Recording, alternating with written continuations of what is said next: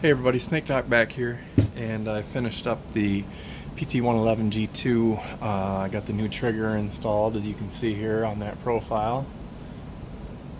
See how it looks a lot different, and there's no more trigger safety.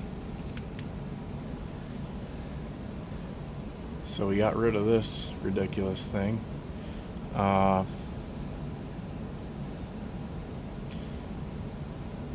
You can see the action of this. Basically, when that is depressed, watch how little it moves that hook. So that little gap that opens up right there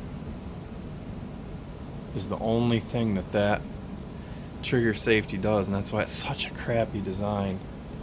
The other thing you'll see, excuse me, I was super sick this weekend, so I'm still recovering with this cough, chest congestion. I apologize if I start coughing, but might have to clear something. And there you can see this is the factory striker sleeve with the hole in it for the Taurus security system, which has been replaced by the parts from Lakeline. So there you can see the Lakeline stuff came in. So here's the rear sight. It's a serrated U-notch, really nice, with a nice back cut angle on there for doing a one-handed slide rack off your boot or your belt or whatever, tabletop. And then you can see there's the front. And it does have to slant that way because of the location of the slot. If you spun it around the other way, that sight would stick over the front edge of the slide. So it is installed correctly. I've seen where people comment, well, the stock one's slanted in the front. Well, yeah, this one's slanted in the back. And I put the green in there. It looks okay. I'm not sure. I usually use red on the front, but their red is kind of a pink fiber optic. But that's a pretty good sight picture. Let's see here. There you can kind of see. We'll blow my hand away. And so yeah, that's that. Those went in pretty easily. What I will say is the factory screw that was in the front sight, which is right here, you're not going to be able to see, is some form of Torx that is nothing that I had that was long and skinny enough to fit into, to be able to remove it from the slide. I have one of these micro Torx kits and everything. I mean, there's all kinds of different Torx heads, but it has to go into this tool, and the fatness of this right here was bumping against where the recoil spring is, so there's just no way that you could get it down in there. So what I ended up doing is I just grabbed that front sight, that plastic piece of junk, and I just twisted it with a pair of pliers and ripped it off, and then the screw just fell off, because I'm like, what am I ever going to do with this? And if I ever needed to switch something in there, I've got about 10 Glock plastic front sights that I'm sure would work on that. Or I could make work on that anyways if I ever decide to sell these sights off. The trigger install was not too bad. The only part I will say, excuse me, I have to cough. The one thing I will say is that the trigger spring that goes on the back side of the spring that hooks to the trigger bar is a pain in the butt. Because it winds like this, so as it's winding on an angle like this.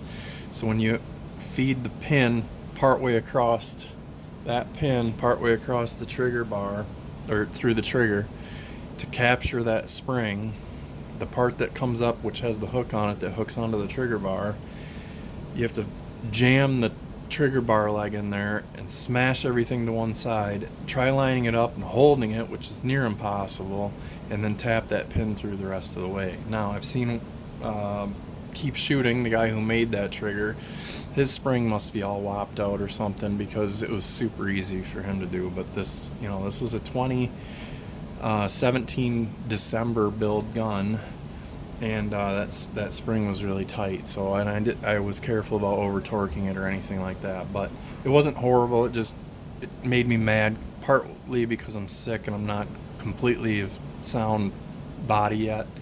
So I was getting frustrated and my hands were cramping up trying to hold everything because I've just had a piss poor diet for the past week, basically eating nothing. So let's go on the functionality. Actually, let me show you that striker guide too, since nobody believes anything until you show them. But you can see the silver right there. So that's installed. Let's throw the slide back on. Oh, while it was apart and I was waiting for my parts to show up, I did do just a little bit of polishing in certain spots. You can see right here, let's get the magazine out of there. On the trigger bar right here, you can see that shiny bit. And all I did on that was I took some fine stones. Let's see. And then this ceramic, this is like a 2000 grit equivalent. And all I did is I smoothed that, because as you see, as that comes back, that rides underneath that disconnector and pushes that up. I did a little bit of stoning just to smooth any burrs off that. That is the striker safety plunger depressor. You can see how that goes up when you pull that back. And that was about it, because I didn't want to get crazy with it, because basically this does the trigger job for you. So let's put the slide back on and show you. So safety still works, trigger doesn't move, it's much solid, it's awesome. And then here we'll show the pull here. So there is that amount of take up, and if you can see through the gap right here, let's see, there we go, see that? You'll be able to watch that safety plunger move, the depressor there, watch it slide back. So all that's doing is that's coming back and depressing the plunger. And then when you finish your trigger pull, there's your brake. So we'll hold that back and show you the reset. Here comes the reset. That's the reset right there. And the brake again. So you can see I have no double strike. That's just all free play now.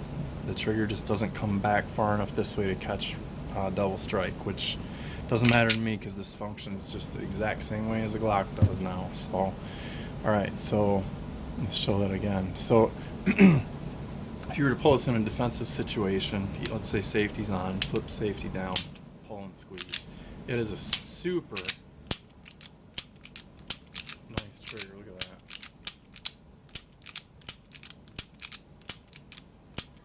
Really nice. And it's consistent, and it worked from the second I got done putting this thing together. That's the most important.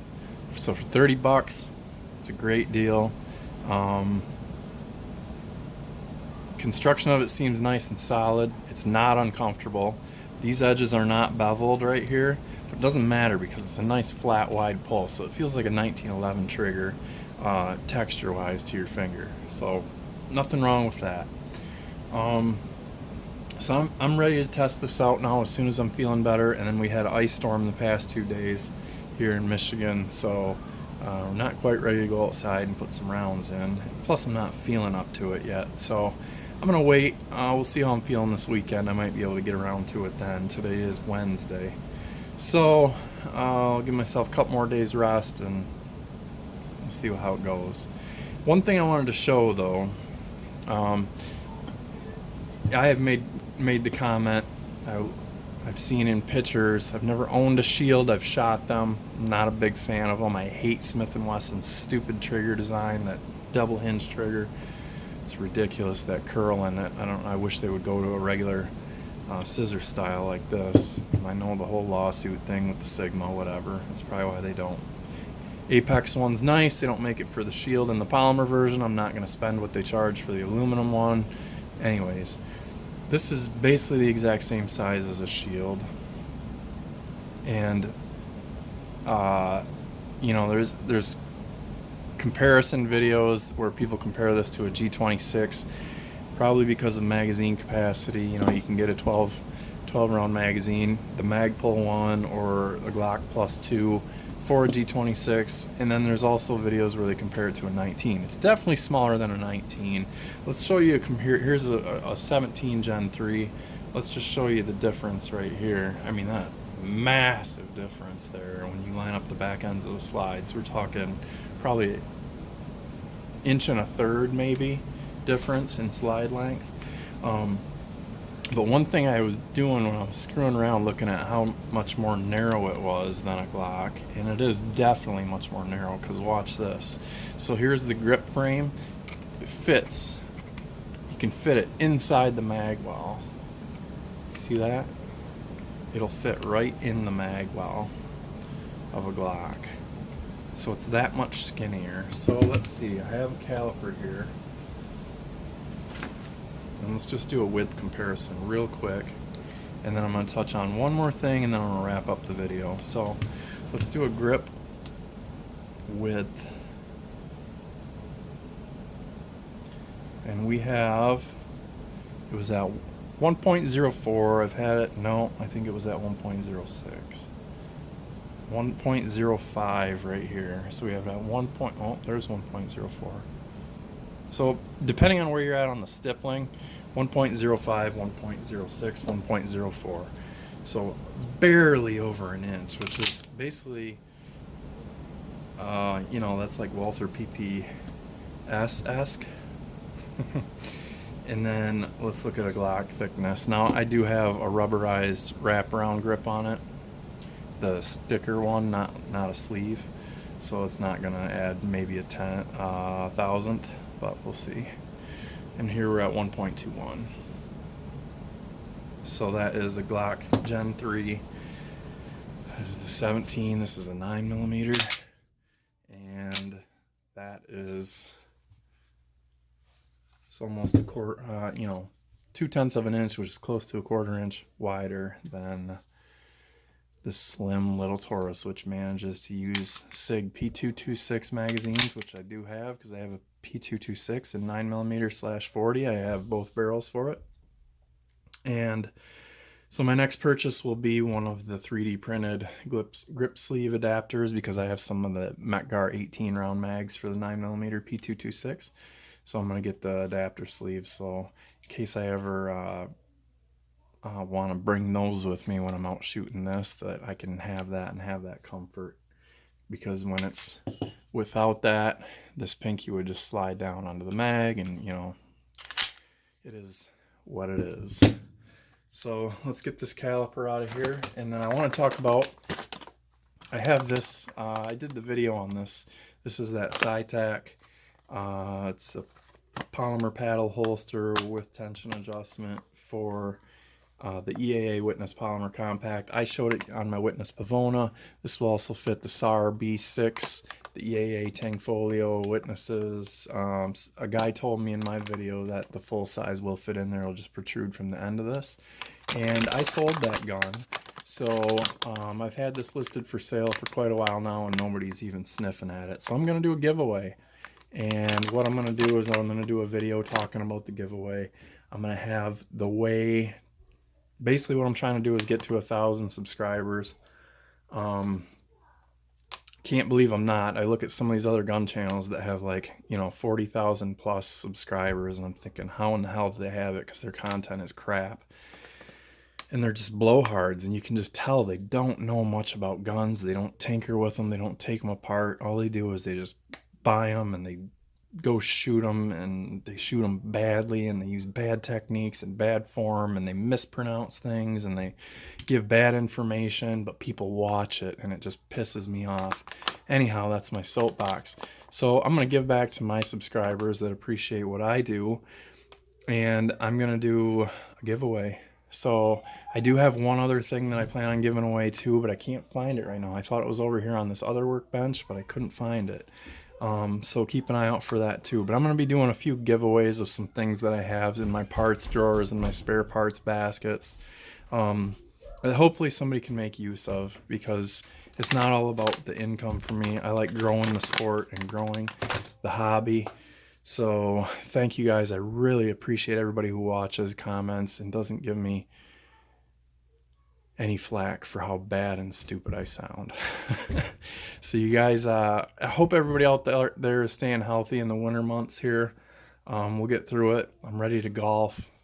I wish. I'm ready to go outside and do some shooting. So with that being said, thanks for watching. You guys shoot safe.